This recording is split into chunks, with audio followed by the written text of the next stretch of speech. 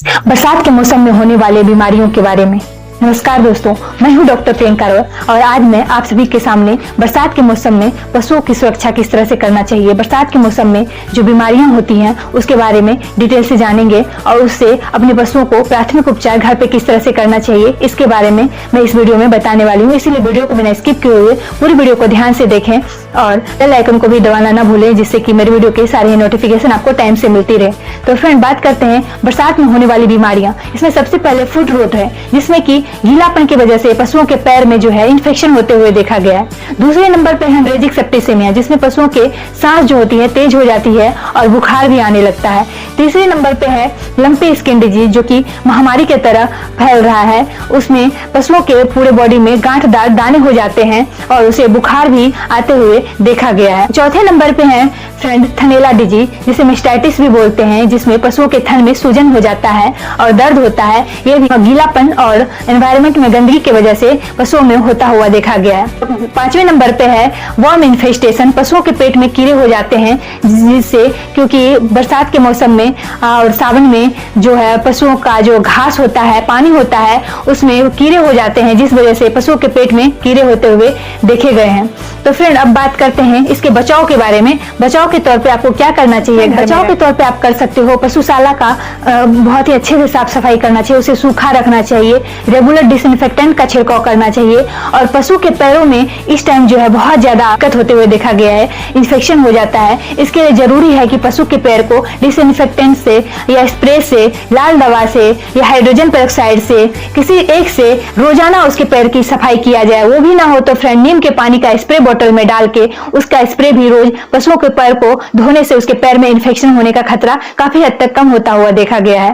Friend, दूसरा हम कर सकते हैं कि पशुओं में जिस पशु में बार बार बुखार आता है तो ऐसे में पशुओं को ठंड से बचाना चाहिए। और दूसरा फ्रेंड हम ये कर सकते हैं, पशुओं के आसपास जो है कीड़े मक्खी बहुत ज्यादा बरसात के मौसम में पनपने लगते हैं, तो ऐसे में जरूरी है फ्रेंड कि कीड़े मक्खी को भगाने के लिए फ्लाई रिपेलेंट या नीम के स्प्रे का यूज कर सकते हैं, जिससे कि ये जो भी मक्खी है वो जल्दी से जल्दी वहां से हट जाए। और अगर लंपी स्किन डिजीज का कोई भी सिम्टम्स दिखता है, गांठदार अगर उसके पूरे बॉडी पे हो रहा है, तो इसमें हमें टॉपिकल एंटीबायोटिक का यूज करना चाहिए। घाव हो गया है तो उसे बीटाडीन से साफ करके ब्रॉड स्पेक्ट्रम एंटीबायोटिक इंटरसेप्टेजो का भी यूज किया जा सकता है। तो फिर बात करते हैं कि प्राथमिक उपचार के तौर पे हम क्या कर सकते हैं। अगर पशु के पैर में कीड़े हो जाते हैं तो ऐसे कंडीशन में फ्रेंड आप उसे तारपीन का तेल डाल के उस कीड़े को भगा सकते हो, जिससे कि वो कीड़े जल्दी ही हट जाते हैं। और उसके बाद अगर उसमें सूजन हो गया हो तो आप सरसों का तेल और हल्दी मिला के वहां पे अप्लाई कर सकते हो।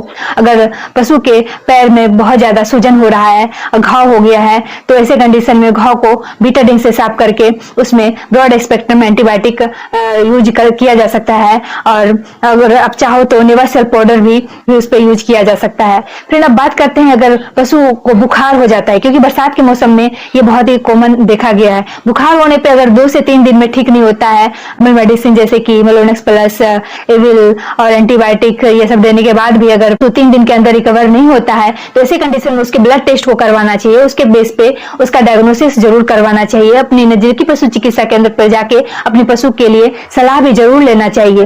उसके बाद एलएचडी में अगर हो जाए पशुओं में, तो स्वस्थ पशु को है अस्वस्थ पशु उससे अलग करना चाहिए। और उसके बाद उसके जो भी गांठें हैं उसके लिए हम आयोडीन का कोई भी ड्रॉप यूज कर सकते हैं। आयोडीन का उसके ड्रॉप 10 से 15 बूंद उसे सुबह, दोपहर और शाम दे सकते हैं, जिससे उसकी गांठें बैठ जाएगी। अगर उसमें घाव हो गया है, पस हो गया है, तो घाव को साफ करके बीटाडीन से साफ करके ड्रेसिंग करके उसके बाद ब्रॉड स्पेक्ट्रम एंटीबायोटिक एक इंटरसेप्टेजो ये सब यूज कर सकते हैं। उसके बाद फ्रेंड 3 से 4 दिन तक इसके यूज करने के बाद सपोर्टिव ट्रीटमेंट की तरह सिरप यूमिनॉल का यूज कर सकते हैं। साथ में हम बतीसा भी खिला सकते हैं, या वर्मिन फोर्ट पाउडर जो आता है उसे भी यूज कर सकते हैं।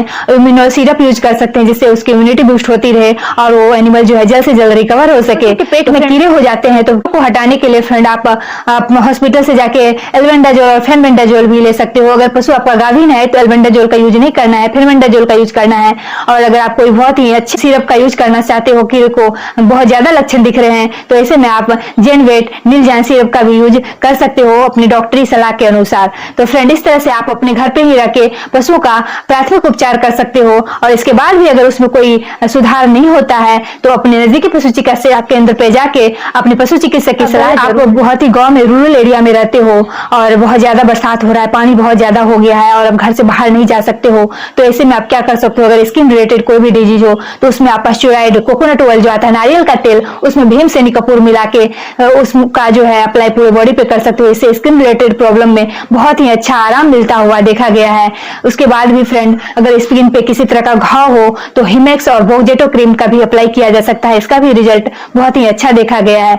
दूसरा फ्रेंड, आप घाव या सूजन हो तो उसमें घाव या सूजन को बीटाडीन से साफ करके घर पे ही उस सूजन पे हल्दी और सरसों का तेल मिला के लेप बना के उस पे अप्लाई कर सकते हो। इससे भी उस पे काफी ज्यादा आराम मिलते हुए देखा गया है। पेट में किसी तरह का दिक्कत हो, पेट फूल गया हो, गैस हो बरसात के मौसम में, क्योंकि कभी कभी होता है कुछ अनाज होते हैं जिसके वजह से खा लेने की वजह से उसमें पचने में दिक्कत हो जाता है पशुओं में, तो उसे पेट फूल जाती है, गैस हो जाता है, तो हॉस्पिटल से आप डी ब्लॉट सिरप भी ले सकते हो।